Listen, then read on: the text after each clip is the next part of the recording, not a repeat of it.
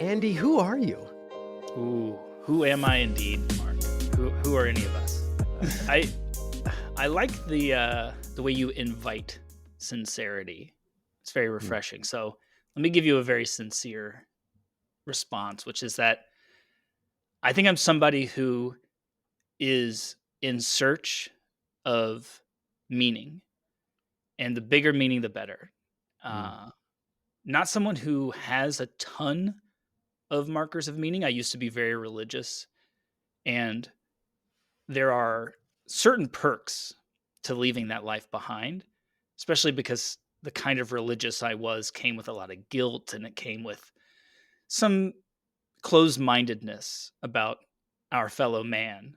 That was a joy to leave behind, to find the world more complicated and wonderful than I was given the impression it was. But one thing that I am always,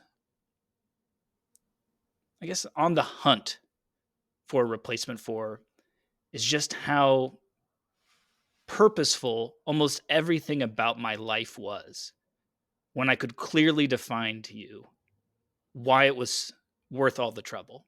You know, mm. why Yeah. all the tough days and the boring days and the heartaches and the tragedies and the injustices. I could say I know exactly why it's worth it for me and for you and everyone else. And so that's my sincere answer. Who am I? I think I'm a Yeah. man always in search for meaning. So have you been able you know, thinking of today, Mhm. have you been able to find kind of, I guess, that higher belief system, or like how has that evolved, I guess, over the years for you? I mean, I currently find much that is meaningful. Uh, I find it terrestrial, I guess, instead of transcendent these Sure. days. Um, but it could be a mix of things where some of them sound rather Christian. Uh, I find meaning in forgiveness. I find it like a miracle every time anyone forgives me, and I think of it as a like one of the best things I could do to forgive other people. And that's like a very beautiful value that I inherited from that world. Also, graciousness, which I think is a companion to that. This idea that, of course, people don't think like you think. Of course, Yeah. people don't have the same views. Of course, people don't have the same manners. Like they're them, and you're you. It'd be Yeah. shocking if you were totally the same on everything, and give them that grace that yes, of course, this is going to happen between us. And so like that, those kind of values, and I could go on and on about my values. Like I have some meaning in that, and then of course there's just the meaning that we have that's almost thrust on us. Like you can try and act like it doesn't mean anything to you, you know, how your father thinks about you, or the legacy that you're going to leave behind. But you know deep down it doesn't. So I just say embrace it. You know, Yeah. embrace Yeah. the Stop lying things to that are ourselves. exactly. Like it means something to me today, Mark, that like you and I have a good conversation, and that we feel as if we have, I don't know, spent the hour together really well, that the people who come and listen to this feel something, think something, find some sort of connection to be drawn, or some kind of bigger idea to walk away with. Like that means something to me. So like, just embrace it, you know, Yeah. just Yeah. own it.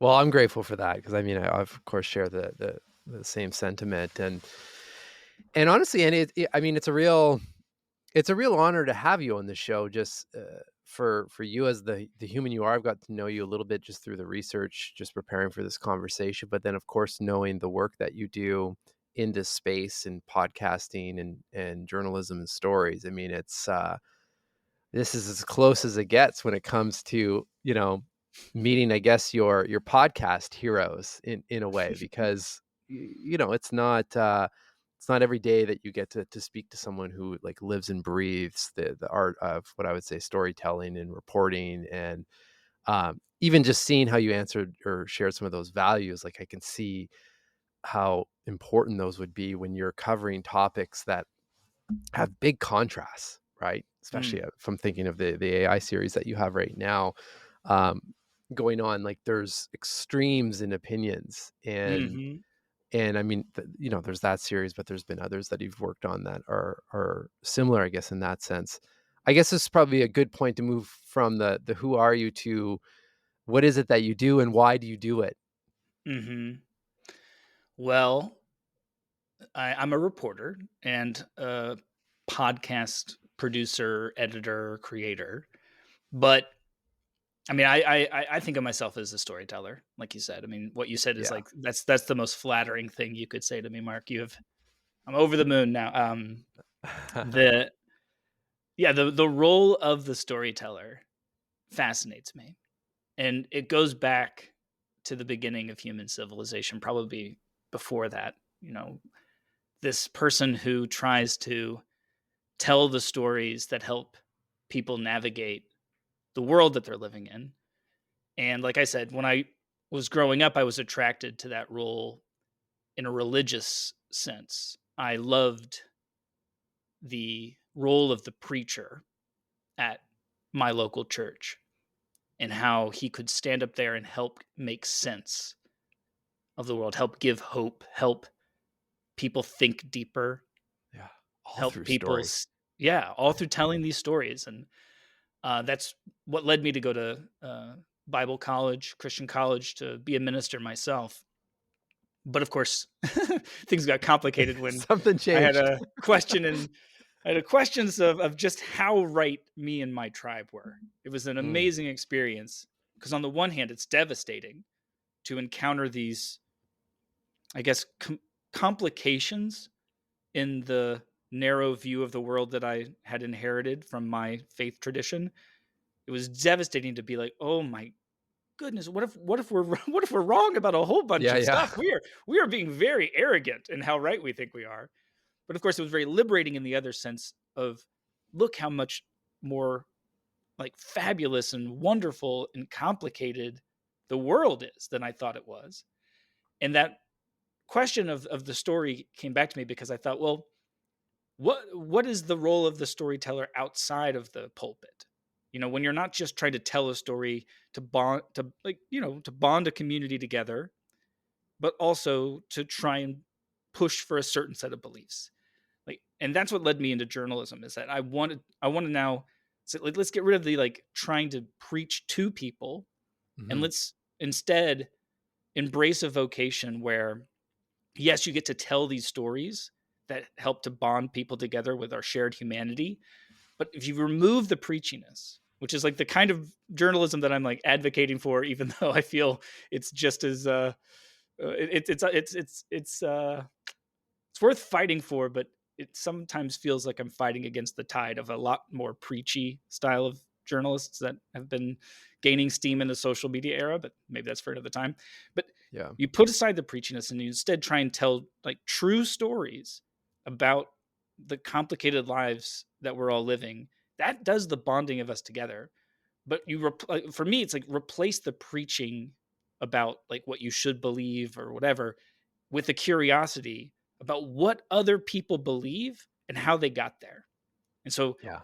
when I worked at the New York Times, I worked alongside some of the most decorated, just impressive journalists you'll ever meet.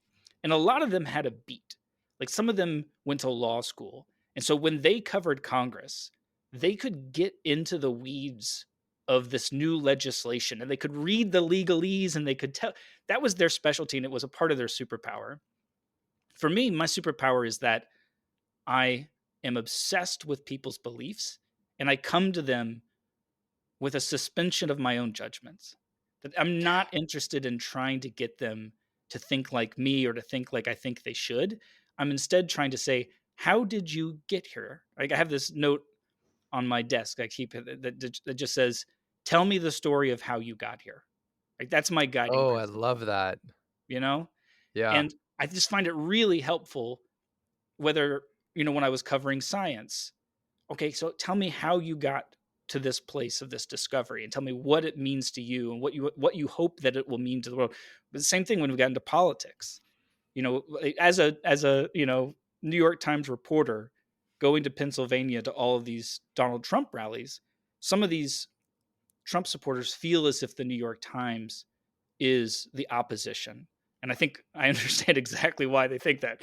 Um, and so they would come to me assuming something about me and my beliefs and the questions I'd ask them and the kind of reporting I would do. And I took pride at having like never once had a negative interaction with them, never publishing anything that they felt didn't well represent them and their views. Because like that's my superpower is like I was gonna trying say it's a to superpower. like yeah, it's like I didn't go to law school. You know, I didn't get a fancy degree. There's a lot of things that you're going to want to turn to other reporters for in specialty, but like the specialty that I try and own is that like Yeah, I I'm good at unpacking what people believe and why, and helping people with different views recognize one another. Maybe they don't come to have any agreements. Maybe they only come to disagree with each other more. But with that disagreement, they go, well, but I see how you got there. You know, I yeah. see why you believe that. I think that I mean, obviously, we're in I don't even know how to describe it, like, pretty crazy times where what you're describing is kind of the opposite of what we're seeing for the most part from most people, and it just seems to be getting worse and worse, and I find myself too, like, you've gotta, like, pause and zoom out. It's Mhm. easy to get sucked into, just living from a perspective of really strong opinions and not having that openness like what you're describing. So I guess for you, even with if I think of The Last Invention, which is the latest series right now, do you have any like ways to naturally pause and kind of zoom out, or any practices as you go down these kind of narrative tracks where again the opinions can be very strong, where you can kind of be a little bit more subjective and okay, let's how can we show, you know the whole story here, like, because I feel like what you're saying is easier said than done is, I Oh, guess, of course. is what I'm getting at here. And I'm no saint, you know, I can't tell Fair. you that, you know, I go out with my friends and we have beers and sometimes I'm like, I just gotta get it off my chest. And you know, I just, you Yeah. know, for example, like it's hard right now in the US, 40 some days into this government shutdown. I can't act like it doesn't annoy me. You Yeah, know, yeah, yeah, that yeah, I'm not yeah, annoyed with the entire branch of government that has sure. decided to put us through this for what feels like performative, Yeah, unhelpful reasons. Like, yeah, of course I have those views yeah, and I have to let that out and have an outlet for it. yeah, But with my work, like if I were to go cover Congress, I'm not going to show up and be like, "What's wrong with you idiots?" or you know, yeah, like be yeah, yeah, insulting and maybe because like that's like be mature. You know, like all right, the yeah, mature thing to do here is to say, "Okay, why is it you think this is something that's good for the American people?"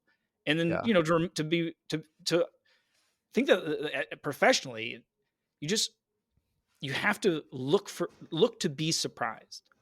Like, that's one of Mm, the biggest bummers about this era in hyper polarized, hyper partisan, exaggerated hyperbole media that we're living through is that people have forgotten the wonder of being surprised. They never show up thinking they're going to get surprised. They think, I know yeah, already everything I need to know. I just need to get this sound bite, or I just want to ask this biting question so that the people who are on our side know that I'm on their side too. It's surprise is an amazing thing. It's like a laugh, you know, it's like an uncontrollable experience. It's awesome. And like that's one thing is you want to keep it surprised. But you were asking about like, are there practices that I do? Um, personally, and I would say, yeah, there's a few things. Like one of them is like a standard journalism practice where you're just always asking yourself, what am I missing? Because mm, you're going to be missing something, and then you look to yeah, try and fill that in. And then the other thing is it's goes back to that grace. I I think about when I'm editing or when I'm doing an interview, I'm doing the prep, and then afterwards when I'm editing an interview, or when I'm choosing what quotes I'm going to put into the story. I always think like, how would I feel sitting next to the person listening to this? Like, oh, would I that's a good be at question. all ashamed of myself for how I'm editing this? Would I feel that that person goes, yeah, that's exactly what I was trying to say? And Yeah, if I don't yeah, feel that way, then I won't publish it. In my 17 years I've been doing this, I have only had one person ever upset with how they came off in a piece, and even she wasn't upset with what we published. She just came to regret that she had spoken to us because of a number of complicated reasons, mainly having to do with politics. But there was no part in the story I published that she herself wasn't proud of or didn't think was a Yeah. good representation of her views. And I think that's a good track record, and I'd like to keep it. I'd like to have that Yeah. for my whole career. Yeah. I love that. Let's I'm gonna jump around a little bit here, but let's just before we get into the current series, when we first met, you mentioned it, or it seemed like it was pretty profound of an experience for you, but you spent time, I believe, was it in Sudan, South Sudan? Yeah. Um, that I don't know. I mean, correct me if I'm wrong, but it felt like one of the most meaningful projects that you've been on, or it's something within Mm. that project really stuck with you to present Oh, day. it was definitely very formative. I mean, the it was my first job as a reporter out of college, and it was a long job. It was a year-long contract to live essentially in a tent traveling through South Sudan in 2007 and 8. So that would have been right after this 21-year long civil war that they had gone through, which eventually would create South Sudan, a Yeah. separate nation. And it was the first time I was taking something from theory into practice, right? Mm. Just graduated college, studied storytelling, worked at my college newspaper, and now suddenly I went from the classroom into, you know, the absolute most intense experience that you can have. And also, I went from someone who cared about the impoverished and cared about, the differences between how we in our society are living and what we think of as our problems. And then in theory, I Yeah. really cared about those who were truly struggling, but I had never been there. I've never actually been a part of it. And so that was one of the motivations to do it, was that I I wanted to actually live with people in that situation. And it was profound in a number of ways. I mean, professionally, it made me think this is what I want to do, because the like day in and day out for all this time, hearing about these people's stories and their lives and the conflicts that they were in and their beliefs, they solidified my view in human universals. Like, it was shocking how relatable everything about their lives are, even though on the surface, even if you went there for the weekend, you'd be, oh my god, this is another planet. Because truly, South Sudan is one of the most impoverished places on earth. It is more impoverished than other places that we think of as impoverished. It is absolutely, especially when I was there, one of the most like perilous places on earth. And it's just a heartbreaking shame to see the state of normalcy there. And yet, the people they're your uncle, they're your cousin, they're your best friend from high school. Like, and it definitely buoys the spirit to be like, their jokes and sense of humor, and they're a whole person. They're Yeah. not just this stereotype that we sometimes can think. So that was like, as a as a profession that I was interested in the abstract, I suddenly was like, this is what I want to do. I want to understand and tell stories that help bind us together, that help us make sense of this world, to help us think deeper, look beyond our own experiences, and walk a few minutes in someone else's. And then, like, yeah, as a person, it was definitely formative because of the questions it forced me to ask about like my own life and my own assumptions and what I think of as, you know, a life worth living. Mm. And that's a longer, I was probably a gonna say longer just part some. of we wanted to really go down it, but um, I think that the lesson I draw from it in part is, like, I wanted to have a true experience of expanding my horizons, of challenging some of my views, of being forced to acknowledge a bigger, more complicated world. Like, I was like, "Ooh, I wonder if I could go do that." I did that, and it worked. And Yeah. this is like one of the things I tell people is that I can't imagine who I would have become had I chickened out, because Mm. it was intimidating to be 22, 23 years old and to suddenly go off and live in a place so far away that had just ended a civil war. And there were tons of hardships, that quote unquote hardships professionally, as that I did have to face. But like, I can't imagine how life would have been had I not Yeah. gone and done that.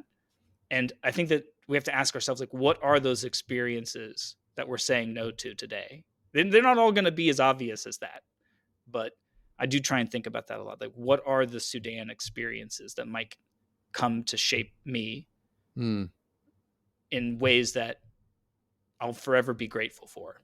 yeah. I will say, Consider as a side note, Yeah. just because acknowledging all this stuff, it is it also was formative in this way that is heartbreaking that I'm still trying to deal with, which is that in 2007 and 2008, people seemed to care what was happening there enough that I wasn't the only journalist covering it. And it is heartbreaking to me how we've become so self involved with our own problems. And we've lost the ability to balance what, in some ways, are smaller differences that we can definitely navigate through here in these developed countries with all these resources. But we're so lost in our own things that we have forgotten about them and we don't care. And it's heartbreaking. I mean, even at the New York Times with the huge megaphone that we have at the Times, you just look at what gets more traffic. Yeah. How many people click on that story about the civil war happening in Somalia versus a story about the civil war happening in the Republican Party or civil war happening in the Democratic Party? It's no contest. And I'm Mhm. not shaming people for that. I think that it's not like one person's moral failing. It's a but I do think it is revealing about the time that we're living in a way that I hope will change. And I would like us to go back to to expanding our circle of concern and care. What I mean, this might be a it is a big topic, but maybe we can touch a little bit, like, because I agree with you, and I mean, from a lot of the work that I do around mental fitness and people's minds and so forth, what sticks out is there's so many of us around the world, and the data is just not great in the sense that people are at like max stress, their minds are at capacity. So Mhm. you're almost like even in a developed world, like you're almost in a kind of a survival state of mind more often than not, which makes it hard, I think, from an evolution standpoint to even start caring or thinking of others. So Yeah. I think that's maybe one component, but so if we can try to address some of that, hopefully that helps. But I mean, this is a bigger, there's a lot of factors here. I'm just curious from your perspective, like how do we get out of this? How do because it just seems like we're in a spiral that I like I don't see an out to this unless we have just some sort of giant global reset of sorts, which is scary in itself. So, which may lead into Yeah. your current series. Well, I Maybe do we think do need that.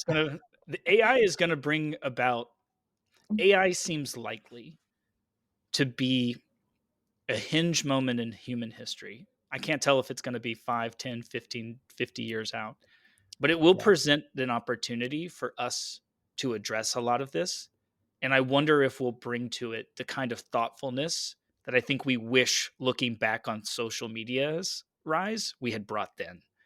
I yeah, think it will be an opportunity, and I could see us rising to the occasion, built off the wisdom of our last 10 years, what to do and what not to do.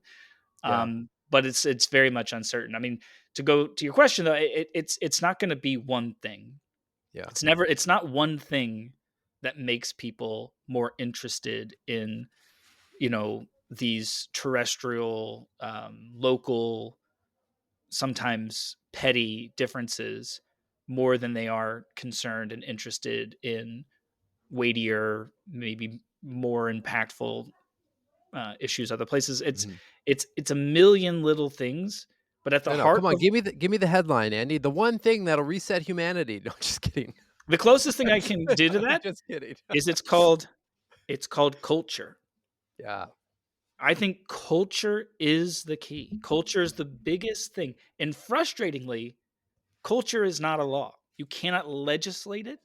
mhm, Culture often is resistant to, like, outside attempts to manipulate it just so. it's culture's almost more like the marketplace. It's the it's this invisible hand that has all this power, and we do what we can to tweak it. And sometimes it's in a place that feels like it's expanding the pie for everyone, and other times it's crashing. And I think that knowing though that it's Mhm. culture can help you not fall into the temptation to, scapegoat or feel as if you yourself are just absolutely this moral failure. And instead, like, put your efforts behind something that would truly generate the kind of change you want. But yeah, like, how do you change a culture? And it's not overnight, and it's not one person, and it's often not top down. It's more amorphous, but I think that that's the thing. There's not going to be a Yeah. technological solution to this. There's not going to be a legislative solution to this. There has to be serious cultural changes. And I think that they're coming Mhm. because too many people are unhappy with the current state of things. And human beings don't like to stay put. We're a wandering bunch. So we Yeah. will wander from here. It's just, where do we Where do we wander? go? Yeah. Yeah, and increasingly it's, do we wander together or do we wander off further into loneliness? Yeah. But I am encouraged by what you're saying in the sense that, because I feel this as well. It feels like, because there was a period of time, and maybe we still have a bit of this as well, but where it seemed like everyone was just kind of on autopilot. And now it seems like, more and more people are pausing and asking questions, right? And their curiosity is fired up. And then we're having, conversations, and people are listening to, some of like the series that you're working on. And Mhm. it's not a matter of, well, I think it's a matter of just thinking a little bit differently, and pausing, and seeing, to your point, like, okay, well, it doesn't seem like it's going super well. Like, do I want to Yeah. be a part of that and continue, or is there another path in whatever a small way that can be, right? For us Mhm. individually, then you have more conversation, and share information, and kind of keep the dialogue going. And then I think that just stacks and becomes, there's a ripple effect to that, right? So, Yeah, I mean, I'm doing my part in my I think of it as, like, in my professional life, I want to do what I can in a world where so much of the media is chasing after a a increasingly shorter amount of attention, mhm, and leaning into, like, what is the big story right now. I'm trying to say, okay, how do we think deep? Like, how do we tell stories yeah, that will stick with you? How do, even if we're going to cover something that's happening? Like, this morning, I was having a meeting about what kind of coverage we would do for a government shutdown, and there's enough attention on, like, little skirmishes and details, but I was surprised to learn that government shutdowns are kind of new. Like, they didn't happen in the US before, I think, the late 80s. Huh. Where'd they come from? yeah, What was the idea? Uh, I would like to know that. And so when these things happen, I would have a story in my head called, okay, so in the 80s, it started with this and it went into that. And here were the motivations behind it. Like, and like, okay, even on a subject that's like today's thing, like, how do we get people? I mean, how do we give people? This is the thing I think. I want to give people the means in their lives with all these distractions and all these worries and all these things. I want to give them a place, and I want to give them a story that helps them to think deeper and yeah, give them novel ideas where they're just hitting from this, like, this is the right's idea, the left's idea, and it's like, there are ideas that are outside of all this. And I think that the bet I'm making with this business I have with, my partner Matt Bull, Longview, for which this podcast, The Last Invention, is our first series. Like, the bet that we're making with this business is that there's going to be a growing appetite for that in coming oh years. yeah, That once people experience it, they go, wow, this is deeper. This is enriching. I don't regret a second that I spent listening to no, this. because you feel the difference. That I think that over time is like a part of me helping to change the culture of journalism. And then as a person, you try and do what you Yeah, can to help, locally change the culture of the people around you. And then, of course, like, I'm not a preacher anymore. It's so weird. Like, I don't want to come off as like, I've got it figured out. And now I'm just trying to change the culture to make it like this. it's it's different. It's less about trying to promote what you think is right, and it's more about trying to promote values that are stronger than any one person's view or opinion. Does Mm. that make sense? Yeah, it does. Perfect sense. Yeah. Okay, I'm gonna borrow your question and I'll credit this question to you moving forward as well, as I think it's a beautiful, beautiful prompt. But when you think of the last invention, where did that come from, or how did that, how did you get here? I guess with that series. Yeah. Well, there's two versions of the story. I mean, one version is just about 10 years ago, a friend of mine, Sam Harris, he went to this conference on the island of Puerto Rico with his then friend, now famous enemy, Elon Musk, where a group of artificial intelligence scientists, researchers were meeting together with a group of people who we would today call AI doomers. Mm, And this had been a meeting brokered by Max Tegmark of MIT, who was seeing how most people back in 2014, 2015, they still didn't think anything like true artificial general intelligence was on the horizon. And for the non nerds listening, artificial general intelligence is this benchmark in AI where the automated system, the AI system, is as capable and intelligent as a very smart person. That's the general part. And at that point, that's the hinge. That's the thing that all these companies are now investing in. But roll back the clock to 2014, 2015. Even in Silicon Valley, most people don't think anything like that is coming anytime soon. yeah. And the few people who do believe were already at each other's throats fighting between this could be awesome and this could kill us all. So my pal Sam Harris, he goes with his pal Elon because they were on the this is going to probably kill us all camp. They go and they meet up with Demis Hassabis, who now is famous for founding DeepMind and winner of the Nobel Prize, all this stuff, one of the leading figures in AI. But back before all that happened, they get together on this island to try and hash out like what kind of future they want. And then when he came back from that, he was even more worried than he had been before because he was seeing how fast they thought the technology could develop. And so Sam started bringing these voices on his podcast and into my life that sounded to me like science fiction characters. People like Eliezer Yudkowsky, who even in his voice sounds like a character you would cast in a Yeah. sci-fi movie. And then what he was saying was so preposterous to me. He was saying that if we create the AGI, the general intelligence, that it would quickly not just replace white collar workers, but it would replace the job of AI researcher, and it would begin to build the next AI, which would be even more intelligent, and then copy itself, build Yeah. the next AI would be more intelligent, and then we're going to hit this super intelligence to where essentially we were no longer the most intelligent species on the planet. And he was saying that will be our end, that we are essentially building the thing that will, you see the evolution chart of Yeah. the ape figure becoming the man. It's like, yeah, we are building the next one and we are now bye bye, just like previous versions of Homo erectus or whatever. Yeah.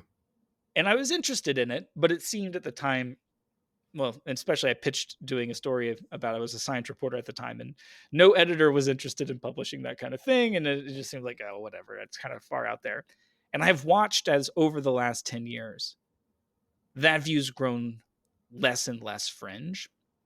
And then back in February, I got a tip from a former Silicon Valley executive uh, who's like a friend of a friend of a friend. And he was telling me that what was going on in the Trump administration, especially in the Department of Government Efficiency under Elon Musk, Doge, Hmm. where they were firing all these federal workers He told me that this was a part of a long-term plan to replace the human beings in the bureaucracy with artificial intelligence, and that it was phase 1 of what would be a plan to eventually run our country, not with human beings and elected officials, but with AI systems that these Mm, executives controlled. And he's a person for whom he really is a tech executive. He really does know Jack Dorsey and all these people. And so I decided, like, you're seems a like, little "Huh." bit out there, but remember how I felt 10 years ago with that view, right? Yeah. Let's see what happens if we just peek around. And some of the things he had to say did did not turn out to be true, or maybe were overstated. But that basic idea, the more phone calls I made around, the more and more people who were in AI were saying, "Yeah, I'm not sure it's a coup, and I'm not sure that Doge is trying to." But that's the plan. Yeah, yeah, yeah. The plan is that this system we're making will replace the bureaucracy. And in fact, some of the people I talked to thought, "Won't that be better?" Like, Yeah. are you impressed with the current bureaucracy? Like, Yeah, yeah. do you think that they are doing a good job of allocating our budget to build efficient roads? Are our lawmakers impressing us so much that we wouldn't want to replace them with a literal technology that is intelligent? Like, Mhm. that's its thing. It's more intelligent and it can do these Yeah. things. And I see that side too. It's yeah, interesting. and then suddenly I realized, oh, this is my here we go. My favorite thing, a debate that is relevant to the moment we're living in, where multiple views have a good case to explain, Yeah. you know? Like, that's what I wanna do, and so that's what drove me to it, to say, "Let's get to a place where we all understand what it is they're building and why the people closest to the technology are engaged in a debate, because this debate that they're engaged in seems likely to become a major public debate really soon." And even when I started working on this back in March, people who I knew thought, "Oh, well, Andy, you don't want to come off sounding crazy, like, an AI that leads to human extinction, or an AI that replaces the entire government, like, that's a little bit fringe." And by the time we published in the fall, no, no, no No, one has no. reached out to tell me they think it's fringe. They all think, like, this is exactly the kind of series I've been wanting to hear, which, like, obviously feels good as a publisher of things, but I think is a marker in time of where we might be headed. And so the Yeah. series, in a, you know, to to bring it all home, the series, The Last Invention, what it's trying to do is help someone who's totally new to the subject, to the debate happening around AI, be able to hit play on episode 1, and by the time they hit episode 8, they understand the technology, they understand the history, they understand all the nuance, and they've heard in good faith from each of the 3 loudest camps in the debate. The AI accelerationists, who think, let's pump on the gas and bring on the AGI as fast as we can. The AI doomers, who say we have to stop them now before they make AGI, or it's going to lead to human extinction. And then the group I call the AI scouts, which say super intelligence, AGI, it's going to be so amazing that we probably can't, or maybe shouldn't, stop it. But that means that we have to get together to do everything we can to be prepared for the enormous change that's coming. Yeah. I like that one. I don't want I don't wanna seem biased, but I like that one. You can be a scout. Yeah, I the scout. I like the scout idea. I mean, what I really enjoy about the series and why I think it's so profound, well, first and foremost, I mean, we talked a little bit about this at the top of the conversation, but I do believe, as you're saying, like, this is a huge and pivotal moment for society. I mean, you can go Mhm, extreme on that statement, but we kinda can't shake that there's massive change, not even about to happen, that it's already happening kinda thing. mhm, And, not that I don't want to shoot down even our local media over here in Canada with CBC and so forth, but my 'cause I use the technology, as you know, for for some of the research for my next book, and I remember getting a text from my father-in-law saying, "You got to tune in. CBC's got a panel of like creatives and so forth talking about AI." And again, not to discredit the people on, but it was like talking about horse and buggy versus like automated, fully Yeah. automated Tesla going to space kind of thing. Like the things that are being discussed, I'm like, that's not even remotely of a concern right now. Like you're talking about, Mhm. like, well, who's going to help you kind of outline a manuscript or something? Like interesting Mhm. conversation, but like we're literally talking about potentially ending civilization and so forth. Like there's, Right. I think, a little bit deeper that we need to at least be aware, Yeah. right? Well, this is And why it was such a perfect first series for this new media company that Matt and I are starting up. Is it's encapsulating perfectly what we're hoping to do with a number of debates in our society today, which is saying I don't want to discredit the concerns around how this is going to affect certain jobs in the next few months. Like, we can have that conversation. I yeah, don't want to discredit the concerns around what this is going to do to the entertainment industry, but there's so much focus on the latest drama, on the did you see that thing that happened with that chatbot this weekend?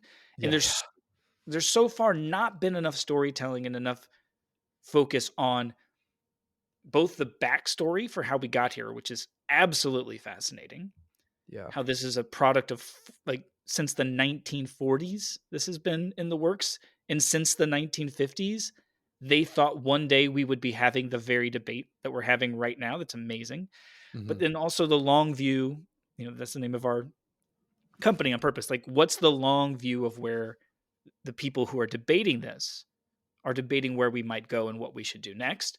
And so it perfectly encapsulates the mission of what we are trying to do. And we hope that that is what it gives people a chance to say, actually, let's step back and say, you know, when if you were to sit down with the top 10 AI researchers in the world and have lunch with them, here's the thing that they're debating. Here's what they're talking about.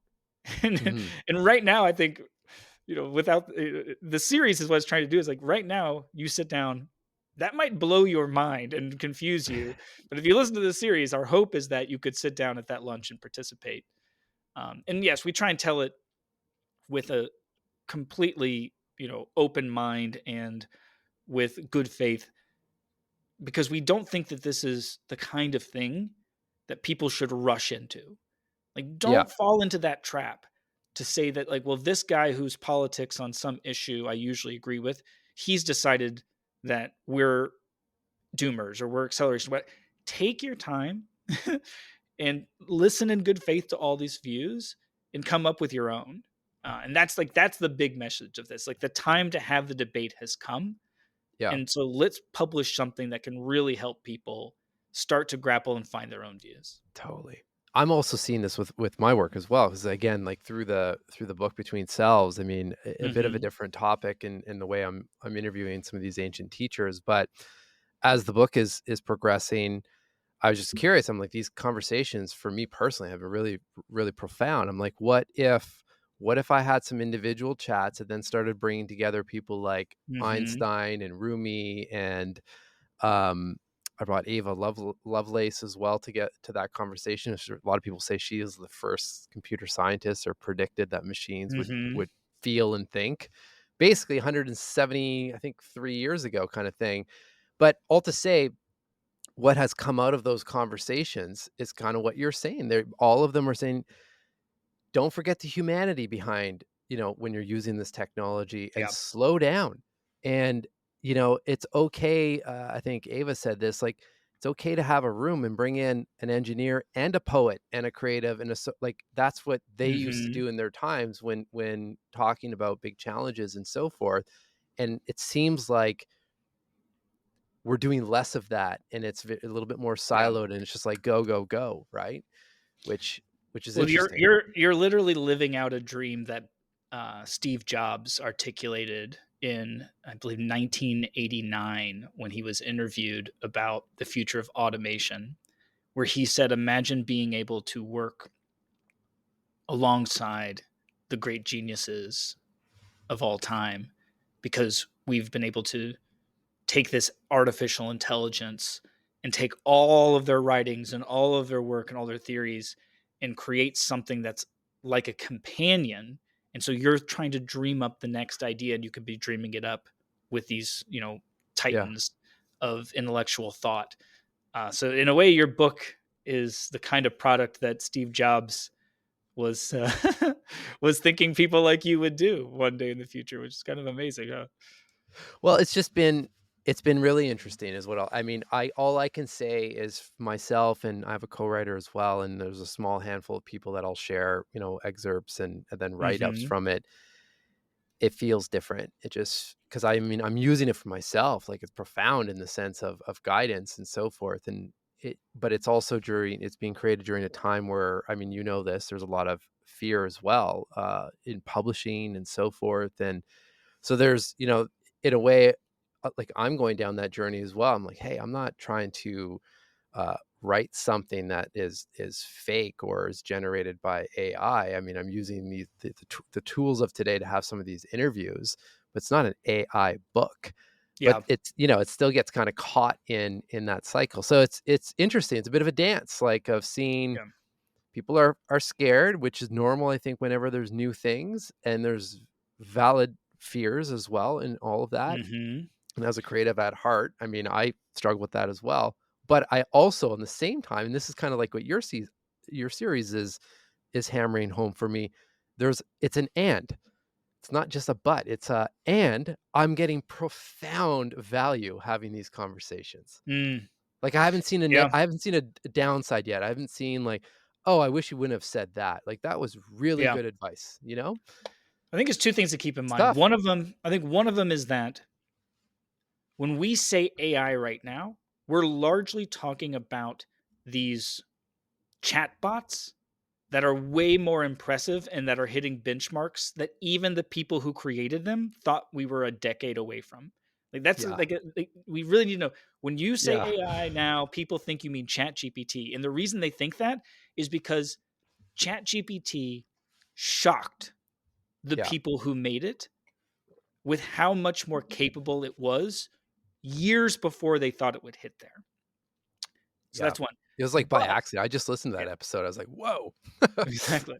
But the chatbot is not what they're building. The chatbot is like Yeah. a website Yeah. to the internet. Like what the website is to the internet, the chatbot is to the AI. The AI is the intelligence system Mhm. that you're interacting with the chatbot.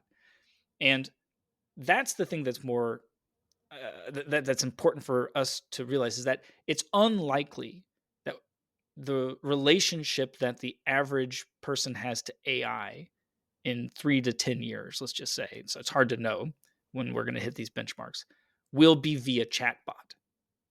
Mm. It we don't yet know. When the internet was new, there were chat rooms, there were websites, uh, there was nothing like the TikTok algorithm, you Yeah. know, Yeah. and the that evolution may come in this form as well, and it may the people who are making it are telling us we should be prepared for it to be far more impactful, far more surprising.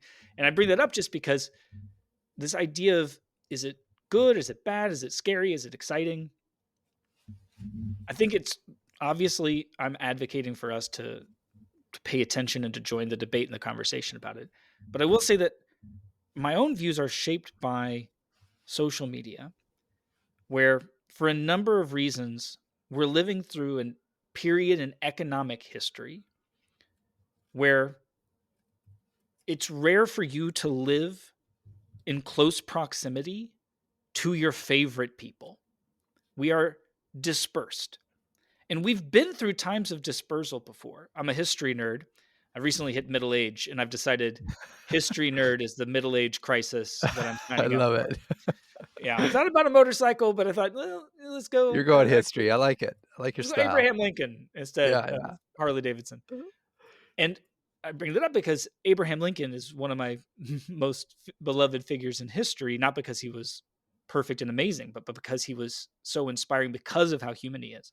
And he and his peers were living at a time where young men of ambition often had to go off to new places and be completely surrounded by strangers. And one of the things that came of that are these incredibly intimate letters that they all wrote one another. And male friendship became so powerful. It became, when you read their letters, you're almost embarrassed. You feel like you're invading their privacy. Yeah. And that was a product of that moment in dispersion that these men went through. We are living through another moment of dispersion for a number of reasons, for largely economic, where people live far away. And wow, social media allows us not just to stay in touch, but to see the faces of our friends' kids and our nieces and nephews, even if they live in Denver and I'm in New York. Or what an amazing thing. And yet, because of a number of incentives, that same vehicle also delivered all of this divisiveness. Yeah. And the thing that could have made us less lonesome, studies are showing, has poured fire on a loneliness epidemic. And I just think, let's think of that as we As go we into yeah. this next thing, Yeah. that it is going to be an amazing opportunity, but we're going to need to bring our thoughtfulness, our wisdom, and all that. And we aren't necessarily, to go all the way back to the beginning of this conversation, we haven't been living through a period in time that I think historians will describe as super thoughtful and contemplative. No We're way. very, yeah, I think we may turn out that our era was rather impulsive and, Yeah. addicted to this short term attention and all the pleasures and the fun and the entertainment. Um, but I do feel like we're turning over a new leaf, that a season of change is quickly approaching. Yeah, I Hopefully mean, just in time. I hope so. I mean, I'm typically optimistic and try to stay positive by nature, yet and I should say, I don't have a tremendous amount of confidence with our human society that we're gonna really learn from all of our mistakes, which then to me makes a series like what you've put together and the conversations that we're having, I think even more impactful or important in the sense that we should at least inform ourselves, right? Like it's just to me comes back to education in general. I mean, you're taught how to think and ask questions and can inform, then you can at least form your own opinions and have conversation and so forth. And it doesn't help just kind of sticking your head in the sand and pretending Mhm. like for me when I listen when I'm going through the series, like the things that as much as I don't want to be fear mongering, but like when I see the people that literally have started this technology, when they're nervous, I mean, it makes me a little bit nervous. Mhm. But you Yeah. can again, I think, take the perspective of, okay, well, why? And like to your point, like how did they get there? And And some people right? say it's an amazing historic thing that did not happen during the last revolution, the Industrial Revolution. When John D. Rockefeller was building what would become the first, like, truly globally monstrous corporation under Standard Oil, he wasn't employing, dozens of safety researchers, and he wasn't Yeah. going out talking to the newspapers about how it's really important that we get oil's benefits right, but we also manage the downsides of oil. And you could see it as a rather encouraging thing that here we are years away still from this AGI benchmark, and maybe far more years than they think. They're telling us, based on recent trends that are so far ahead of their predictions, to be prepared that that could happen again. And we may only have 3 to 5 years before this profound moment of change happens. But also, people who work close to it think it could be closer to 20 or 30, and maybe we never get there. It happened in the 1960s that we made such progress on AI that people started to think that the hinge moment was coming, and it actually ended up leading to this long AI winter that pretty much lasted until, you know like now. DeepMind Yeah. and Yeah. and ChatGPT. So keep humility Yeah. about our numbers. But to go all the way back to what now I've lost my train of thought. What I was going to tell you, got lost in how crazy it is that we have this history. But yeah, the understanding the story is like being empowered. Yeah. One of the ways that we're doing this is to like, give us a story that can help us like hold in our heads where we are instead of getting so fixated on like the thing directly in front of us. And that's like one Well of the said. things a story can do is it says that you are a part of a continuum, you know? That you're not just a fixed place in time, or you're not Mhm. just a consumer of content. Yeah. We're at time, but can I ask you one Oh yeah. final question?